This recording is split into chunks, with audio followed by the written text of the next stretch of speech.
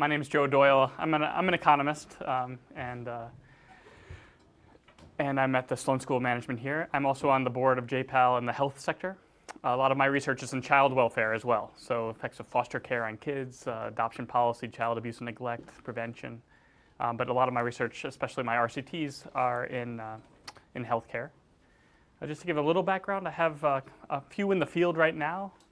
So one is a patient-level randomization where people who are addicted to opioids when they come in the hospital. For big hospitals around here, about 20% of patients who come into the hospital by some measures are already addicted to opioids, and then they take longer in the hospital because it's hard to manage their pain medications. They leave, they come back looking for more pain medication very quickly, so they're very expensive, sort of frequent flyers of EDs and hospitals. And separately, I'm interested as an economist about whether specialists are worth it or not. So they spend, if you bring a specialist onto a case, it costs more, and the question is, are the outcomes better to compensate for that higher cost? So I'm generally interested in that, and so combining the opioid epidemic, hot topic, something I'm interested in helping people, and then my interest, academic interest in does specialization matter, I've teamed up with anesthesiologists to randomize patients, these opioid-tolerant patients, into a treatment arm where the specialist will be assigned to their case on day one, and the control group will get usual care, which typically is about 20% of those patients get a specialist consult while they're in care.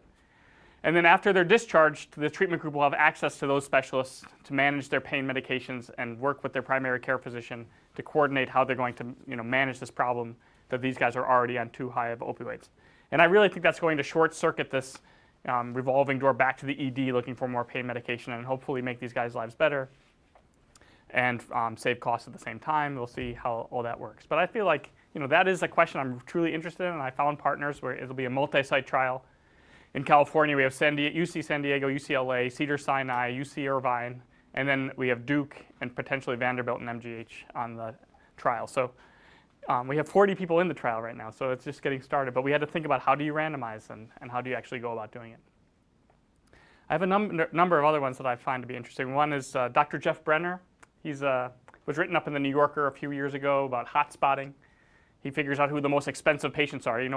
5% of patients account for half of all Medicare spending, and 20% of patients account for 80% of spending. So if you could figure out how to treat these guys in a more economical way, then you could save a lot of money. Like, all the money's there, so why not target them?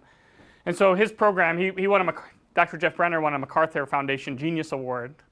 And usually when you're given a Genius Award, you think, oh yeah, I'm a genius. Thank you for finally noticing. But he wants to know whether his program actually works, so that's great. He's partnered with MIT, colleagues of mine here at MIT, and I are randomizing again at the patient level. Some will get into the program, some won't, and then we're going to track their outcomes over time. I'll just mention briefly two more, and then I want to hear more from you guys about what you're doing as we go along. But another one is at a physician level. So one of the big topics today is what level do you want to randomize at? So one's at a physician level. We're going to randomize, physicians will see best practice alerts when they order scans. So if they order a CT scan for a headache, that combination of a diagnosis and a scan order and the patient's characteristics go off to a web services company. It gets matched to the American College of Radiology guidelines, and a score gets generated from 1 to 9. And then we can tinker with then we'll come back to the physician. You might get an image that says great job, or you might get an image only when it goes against the guidelines. We can randomize whether it gets defaulted to cancel that order. So if just one click would cancel the order versus like put in some hurdles to doing the wrong, quote unquote, wrong thing, and then make it easy to do the right thing. And then of course by looking at patient outcomes, you can actually see whether these guidelines or greater adherence to the guidelines actually improves outcomes or not, which would be interesting. So that's at the physician level, and we'll talk about why. And then last time, working with the Veterans Administration, their main goal in life at the moment is to reduce suicides. That's a big problem that they're facing. So how do they go about doing it? Well, with big data, all the rage, we're big into predictive analytics these days. So there's a tool that, based on the characteristics of the veteran, tries to predict the risk that the person might attempt suicide. And based on that tool, which is very predictive and kind of scarily predictive, we're going to randomize treatment so that they're going to get what have been found in the past to work. So these are caring messages like texts or emails, phone calls from people saying that we care about them and we're worried about them. Those have been shown to work in the past, but how do you go about it? Does it work in this population?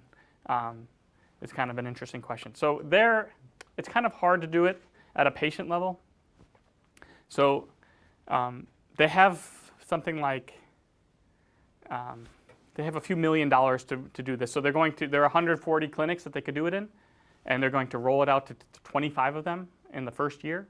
And so why not do it in a random way in order to rigorously test whether it works or not? So that's like clinic level randomization. So we have patient level, physician level, and clinic level. And so we can get different answers to different questions as the methods go on.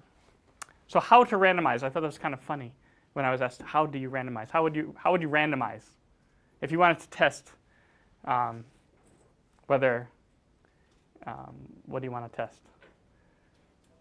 If you want to test whether this executive education improves the world, makes your, gets you promoted, let's say. So we're going to have a lot of people who signed up for this program. How would you go about randomizing them?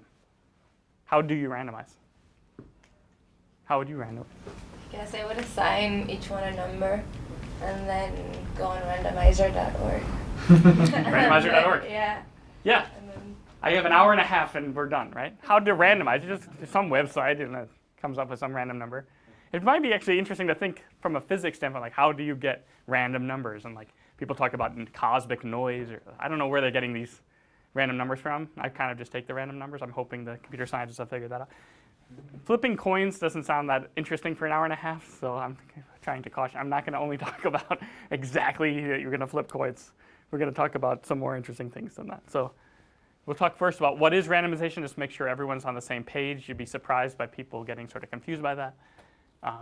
Then we'll talk about simple randomization, what's the unit of randomization, which I just described briefly, methods for different evaluation questions, and then real-world challenges and design solutions.